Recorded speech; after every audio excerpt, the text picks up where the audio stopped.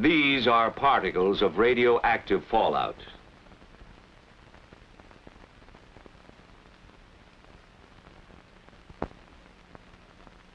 And this is how a single particle looks magnified several hundred times. A radioactive piece of matter from a nuclear explosion.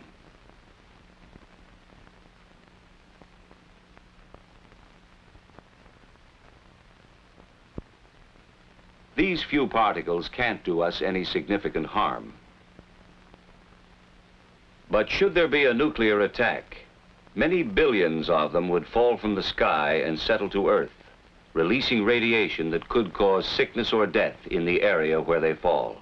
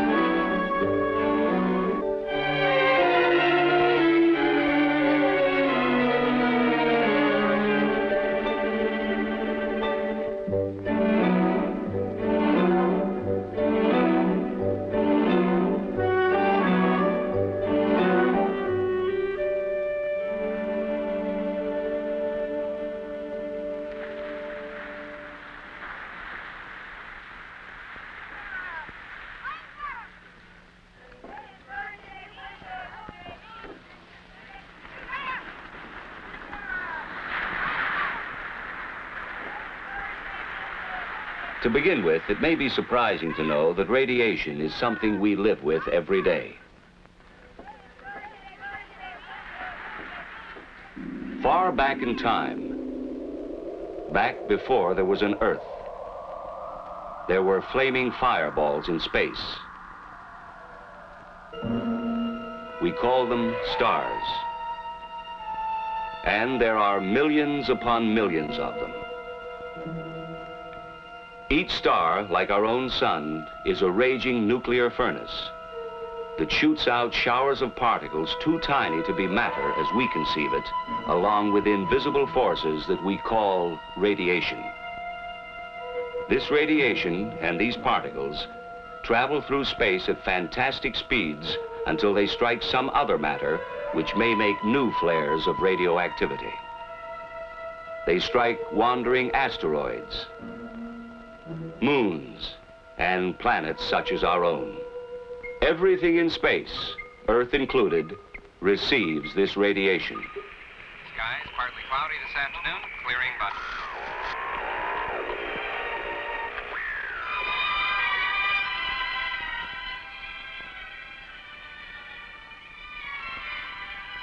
Background radiation is all around us in tiny quantities. Nature even planted unstable atoms deep inside the Earth itself. They decay one by one, here and there, in a barrage of inconceivably small and silent explosions. Each explosion is another spark of radiation. All life on Earth has reached its present form in company with radiation from this naturally occurring radioactivity. Extremely thin, with extremely low-level intensity, it has always been with us. It is nothing new.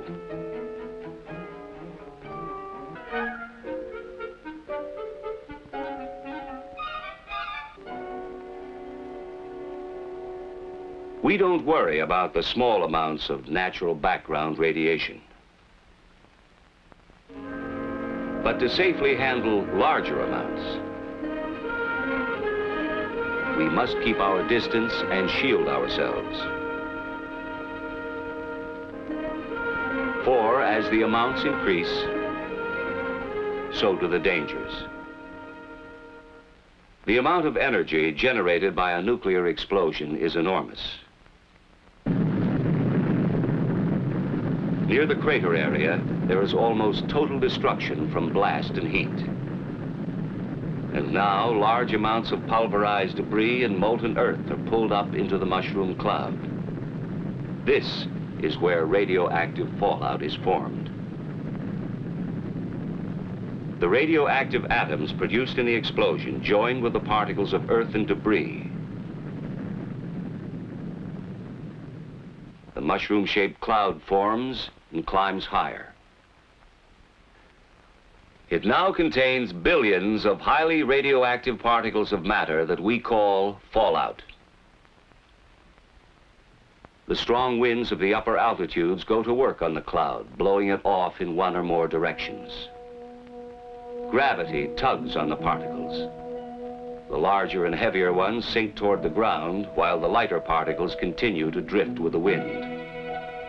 Some of the lightest particles remain suspended in the upper atmosphere. As time passes, their radioactivity grows weaker, so that the longer they remain aloft, the less dangerous they are. But the heavier particles, spread by high-altitude winds, fall to the ground within 24 hours.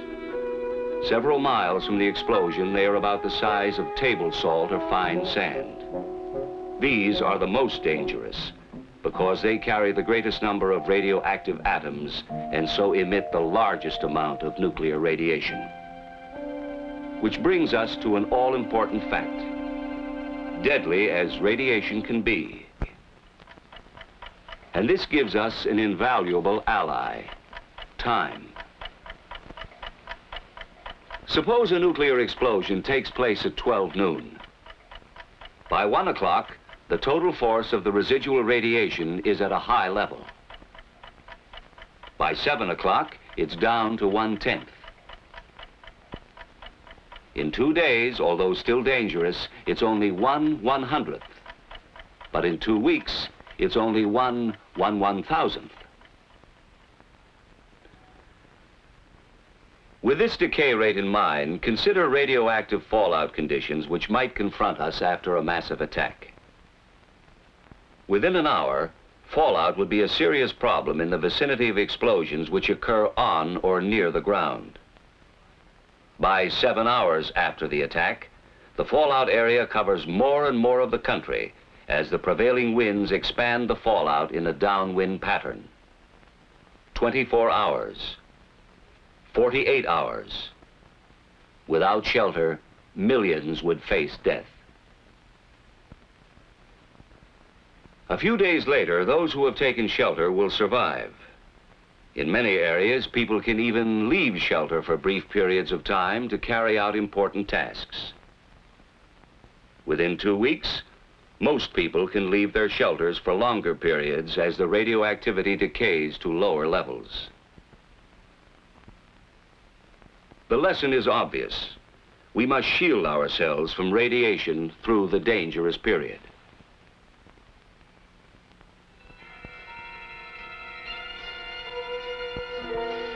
To do this, we need more than time. Fortunately, we have another ally: distance.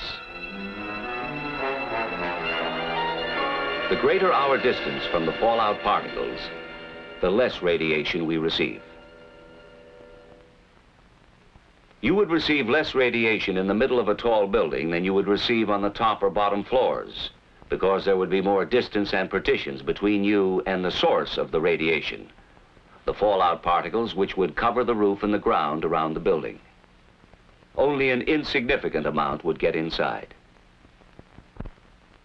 And finally, along with decay rate and distance, we have still another and very important ally: mass. When highly radioactive fallout covers our immediate area, we can shield ourselves through the most dangerous period by using the sheer weight of any material.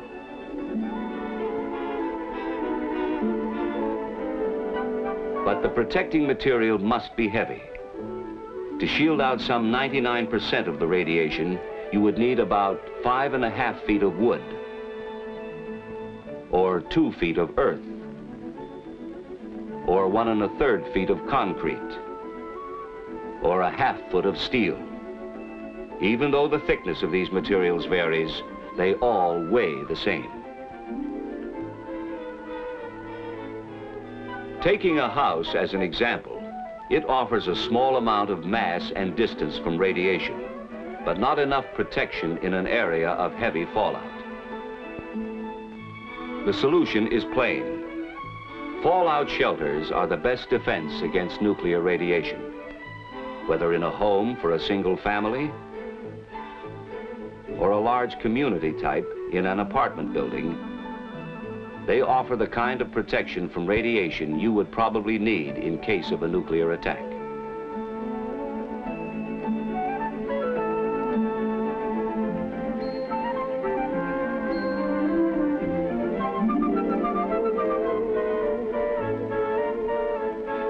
But the best shelter would be worthless unless it was used. Most people find it hard to understand how silent, invisible rays, which cannot even be felt, could be so damaging. Let's see what happens when radiation penetrates the body and attacks the cells. What is a cell, and what happens when it is attacked? It's a simple organism, which reproduces itself by dividing. Our bodies are made up of millions of cells. They're the building blocks of our blood and tissues. Now, powerful radiation strikes, and cells are injured or destroyed. If radiation stops before the accumulated dose is too great, almost all of the damage eventually will be repaired. If radiation continues, there are some cells less able to function at top efficiency. Should the body fall behind in its recovery, severe illness or death could result.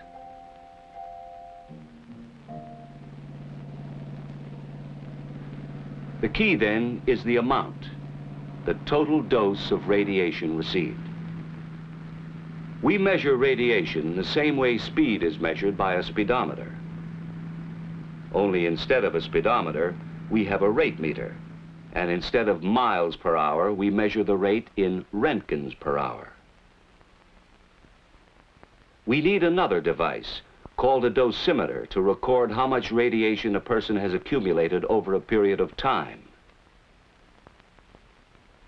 In the same way we record accumulated distance in miles, the dosimeter records accumulated dose in roentgens.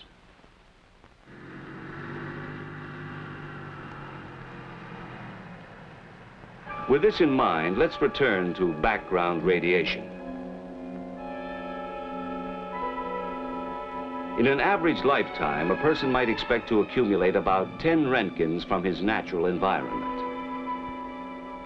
Not enough to affect his health.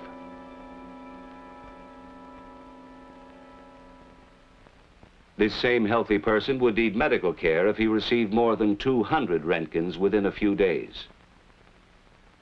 300 roentgens in the same period would cause severe radiation sickness or possibly death. And as we go beyond 300 roentgens, the danger of death increases rapidly. So now we see why shelter is vital. The difference between accumulating a large dose because of little or no shielding and a small dose because of adequate shielding is the difference between death and life. No clothing, of course, could possibly provide enough shielding. However, if you were to be in the open during fallout conditions, clothing would keep the particles from touching your skin. There is no such thing as a fallout suit, but ordinary clothing would help until you could reach the safety of a shelter. Then the fallout particles can be brushed off and outer clothing removed. If fallout settles on your food, the food itself is not harmed, since radiation damages only living tissue. And you can easily decontaminate it using almost the same methods you use in everyday food preparation. Actually, even if you accidentally swallowed some fallout particles, it wouldn't kill you. The effects, if any, probably wouldn't show up for years. Still, since there is a possibility of long-term effects, such as shortened lifespan, cancer, or hereditary damage, it's wise to remove the radioactive particles by simply washing, wiping, or peeling. But it's vital to remember this: neither water nor chemicals can destroy radioactivity. The fallout particles can only be moved or washed away. Only time can reduce their potency. And what of water? Well, here again, the same rules apply. If necessary, you could drink water containing fallout particles without worry or immediate harm. But chances are you wouldn't have to for long, for water helps to wash itself through the natural processes of sedimentation and filtration. And swiftly moving rivers like this would carry most fallout particles downstream.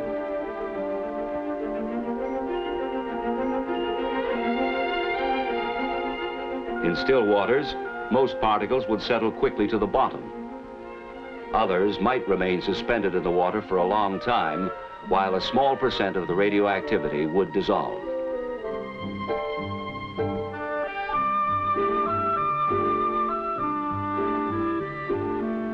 The normal processing of a water treatment plant would make it safe to drink. And water coming from a covered well would be safe from radioactive contamination. There is no problem with breathing, for air is not contaminated once the fallout is on the ground. Fallout is not a poison gas. If ventilation is needed in a shelter, a simple inverted U fitting on a ventilating pipe would keep fallout particles from entering the pipe and getting inside. Of course, surviving a nuclear attack means more than just waiting in a shelter for radioactivity to decay to safe levels. Survival, reconstruction, and recovery would involve decontamination in many areas. A very difficult job. Unit 8 at Elman Morse. Dose rate 15 Roentgens per hour. Okay, Unit 8. Fallout would have to be removed from important areas by street sweepers.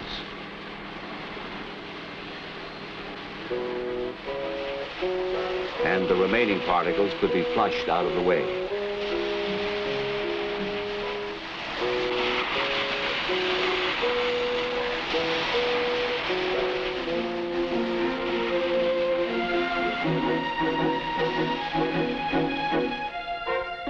Food would be a problem. After a nuclear attack, we would first use existing food supplies from shelters, markets, and surplus food storage. When fallout had decayed to safe levels, people could begin to work in the fields for limited periods of time. In a few areas, the land would not be suitable for food, but such crops as cotton could be grown.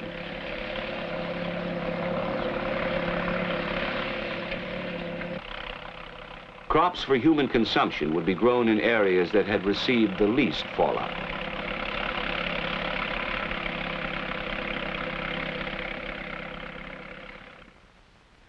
The reason we would be able to grow and eat food planted in this land is that the transfer of radioactivity from soil to plants is extremely low.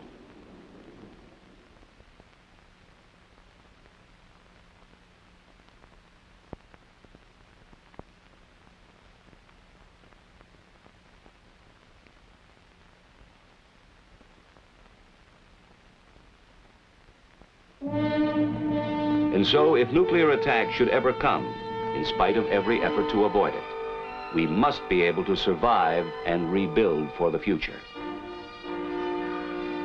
But survival can only come through knowledge. The basic facts we must all know are relatively simple. First, there is nothing new about radiation. It has always been with us.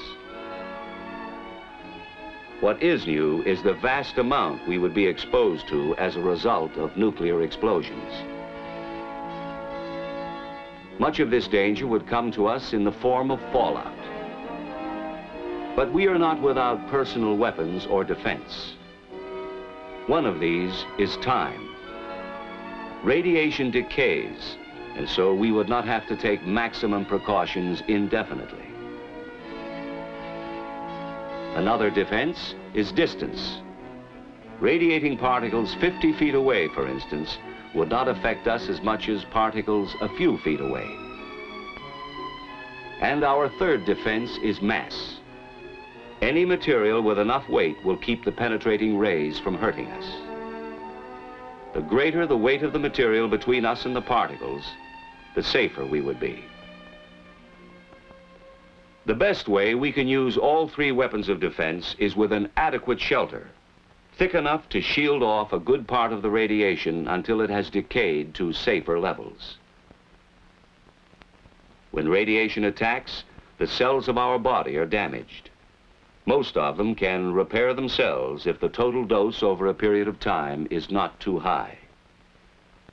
Even though the rays penetrate our bodies, causing damage, they do not infect us and make us, or anything else, radioactive.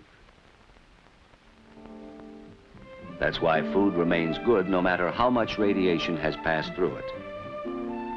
Fallout accidentally swallowed with water or food will do you no immediate harm. But for long-term safety, it's best to wash, wipe, or peel the food and filter the water.